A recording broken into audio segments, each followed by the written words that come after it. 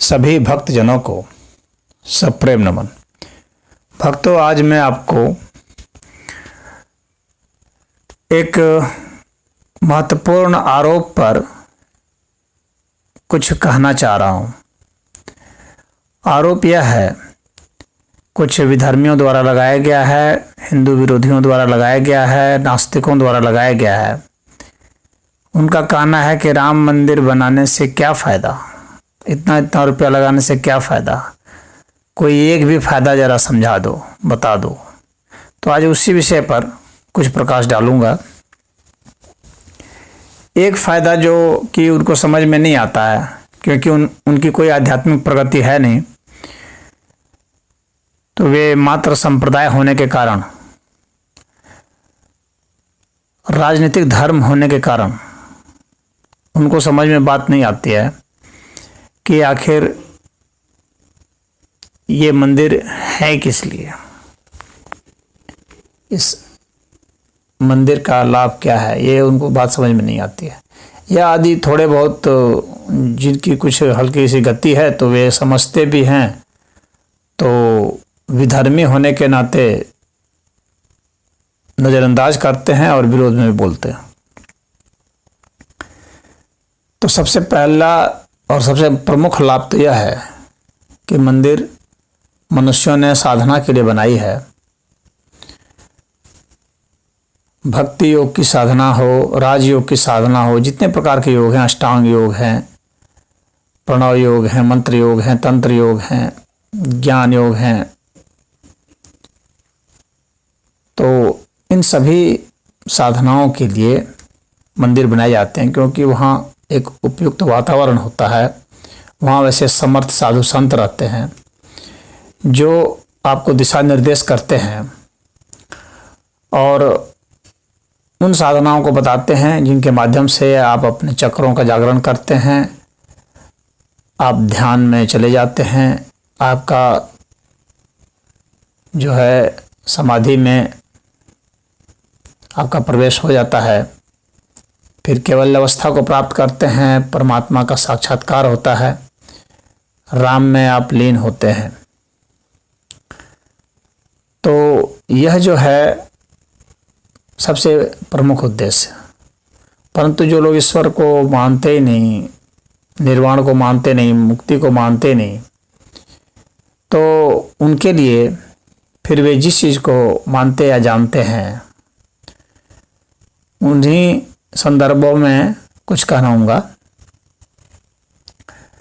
तो हर व्यक्ति स्ट्रेस को मानता है, महसूस करता है, दुख दर्द को मानता है, महसूस करता है, और रोग को मानता है, महसूस करता है, अपने शरीर की पीड़ाओं को, अपने इंद्रियों की पीड़ाओं को महसूस करता है और मानता है, क्योंकि ये साक्षात प्रमाण होते हैं सबके लिए। तो इन विषयों पर ही यदि बात हो तो अच्छा है। तो इन विषयों को लेकर के यदि हम देखें तो मंदिर में इन विषयों से राहत देने के लिए बहुत सारे तथ्य हैं, जहाँ योग में आसन प्राणायाम के जरिए और पंचकर्म के जरिए, षडकर्म के जरिए और ध्यान के जरिए ये विधान है कि आप बिल्कुल प्रामाणिक रूप से, जिस तरह से कार्य कारण का संबंध होता है उस तरह से कार्य कारण के संबंध को बता करके कोई भी कभी भी अपनी टेस्टिंग करा सकता है। तो ये वहाँ पर दूर होते हैं, आप वहाँ पर चेक कर सकते हैं। तो मंदिरों में ये काम होता है। मनुष्य के जो हैं क्रोध, लोभ, मोह, ईर्ष्या, द्वेष, ये सब जो हैं ये भी सभी में प्रमाण होते हैं, और इसके ऊपर भी जो साधनाएं बताई गई हैं उनका जो पालन करते हैं उनका टेस्ट हो जाता है, वे इसे साक्षात महसूस कर सकते हैं। और जो नहीं मानते हैं वे तो जिन लोगों के ऊपर टेस्टिंग हो रही है उनसे ऐसे साक्षात्कार करके उनसे पूछ सकते हैं, तो इससे भी प्रमाणित हो जाएगा। और यदि उन्हें ये लगता है कि ये झूठ बोल रहे हैं तो फिर आजकल मशीनें भी आई हैं, एफएमआरआई मशीन वगैरह हैं, कई ब्लड प्रेशर वगैरह नापने की मशीनें हैं, कई तरह की मशीन हैं, एमआरआई मशीन है, जिनके जरिए हम देख सकते हैं, महसूस कर सकते हैं, प्रमाणिक रूप से सिद्ध हो जाता है कि इनमें कौन से परिवर्तन आए। तो उससे सिद्ध हो जाएगा कि ये जो है लाभ को प्राप्त हुए या अथवा नहीं हुए। तो मंदिरों में इसके काम होते हैं, वहाँ पर ऐसे साधु संत होते हैं जो आपको सही दिशा निर्देश दे सकते हैं, और समर्थ लोग होते हैं जो कि आपको आपके कष्टों से आपको मुक्ति दिला सकते हैं। वहाँ पर मंदिर जो है आयुर्वेद के भी संस्थान होते हैं, प्राकृतिक चिकित्सा के संस्थान होते हैं, जिसमें सूर्य चिकित्सा, स्नान चिकित्सा, मृदा चिकित्सा, बहुत सारी चिकित्साओं की पद्धत होती है, एक्यूप्रेशर चिकित्सा, ये सब मंदिरों में होते हैं। ये सब भारत की खोज है और वहाँ पर इनका प्रयोग होता है और किसी भी व्यक्ति का इलाज होता है। तो रोगों का इलाज भी आप देख सकते हैं वहाँ, योग, आयुर्वेद और ये प्राकृतिक चिकित्सा पद्धति के जरिए इलाज होता है। तो ये उपयोगिता है। अब यदि आर्थिक मोर्चा देखेंगे तो आर्थिक मोर्चे में भी हम पाएंगे कि जो मंदिर हैं, बड़े बड़े मंदिर हैं, चूँकि काफ़ी बड़ा मंदिर बनने जा रहा है राम मंदिर, तो और वैसे भी बहुत पुराना मंदिर है, रहा है, पहले का पुराना स्थान है, भगवान की जन्मभूमि है, भगवान की कर्म भूमि है। तो बहुत सारे लोग जो तीर्थाटन करने आते हैं वे वहाँ आते हैं, तो वहाँ डोनेशन के रूप में भी बहुत सारे धन मिलते हैं।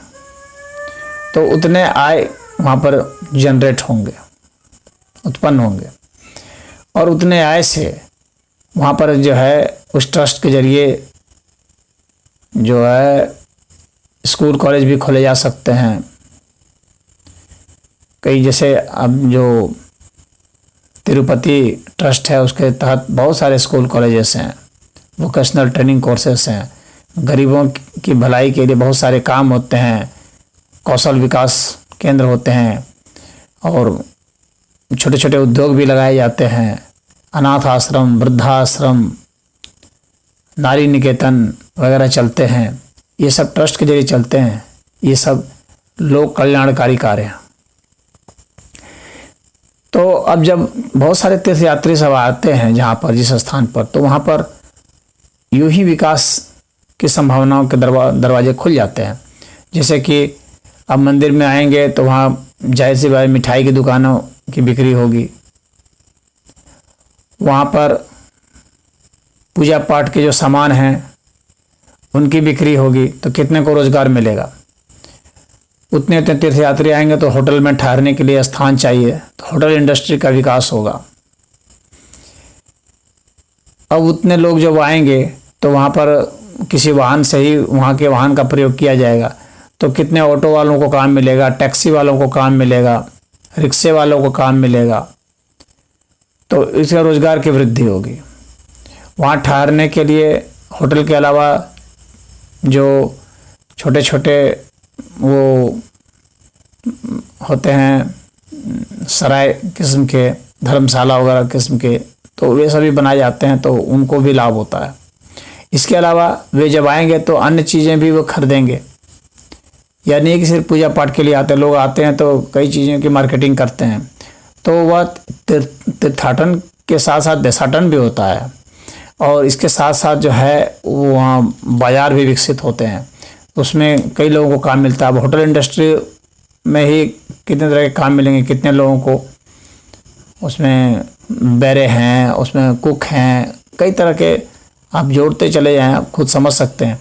तो उतने लोगों को काम मिलेगा, वाहन उद्योग वालों को काम मिलेगा, तो वह डेवलपमेंट होगा। इसके अलावा जो कपड़ा उद्योग है या और दूसरे जो है हैंडीक्राफ्ट इंडस्ट्री है, हैंडलूम इंडस्ट्रीज़ हैं और दूसरे जो उद्योग हैं उससे संबंधित चमड़े के उद्योग और भी जो, क्योंकि वो आएंगे तो बहुत कुछ खरीदेंगे, तो उन सब का भी विकास होगा। यानी वो कई हजारों लोगों को रोजगार देने में समर्थ है। तो हजारों करोड़ रुपए की उसकी आय हो जाएगी उसके जरिए।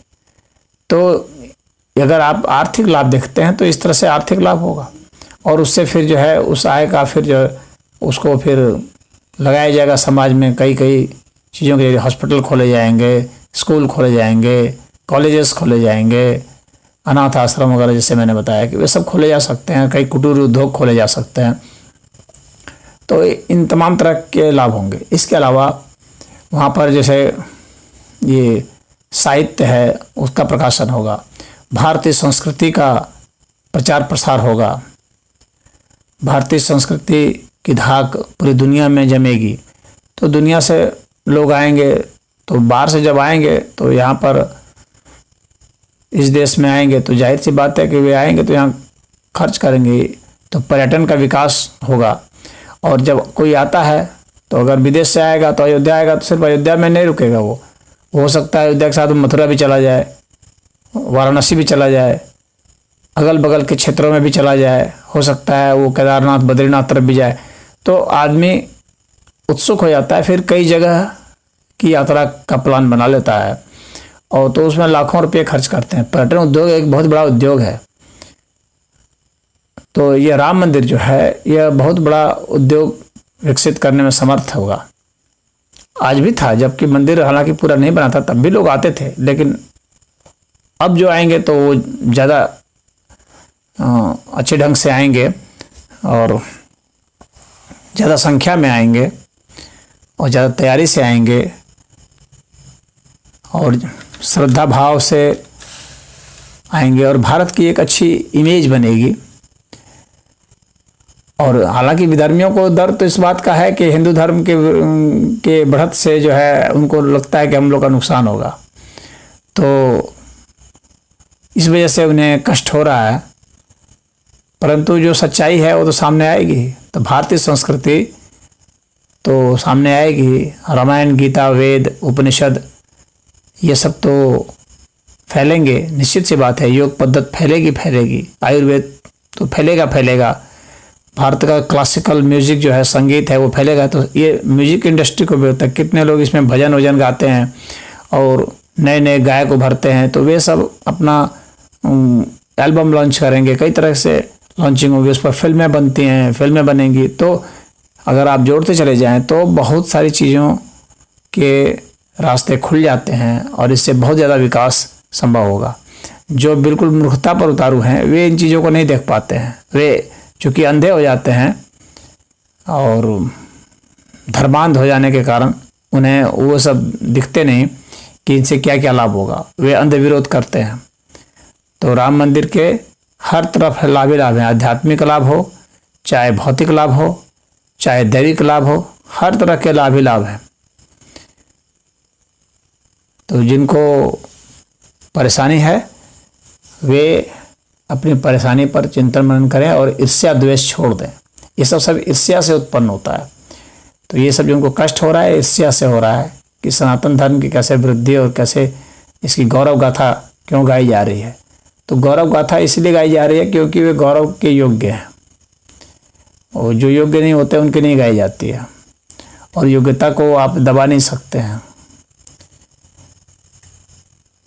तो आज नहीं तो कल वो योग्यता उभर करके आती है। तो राम की जो कथा है, राम के जो उपदेश हैं, वशिष्ठ के जो उपदेश हैं,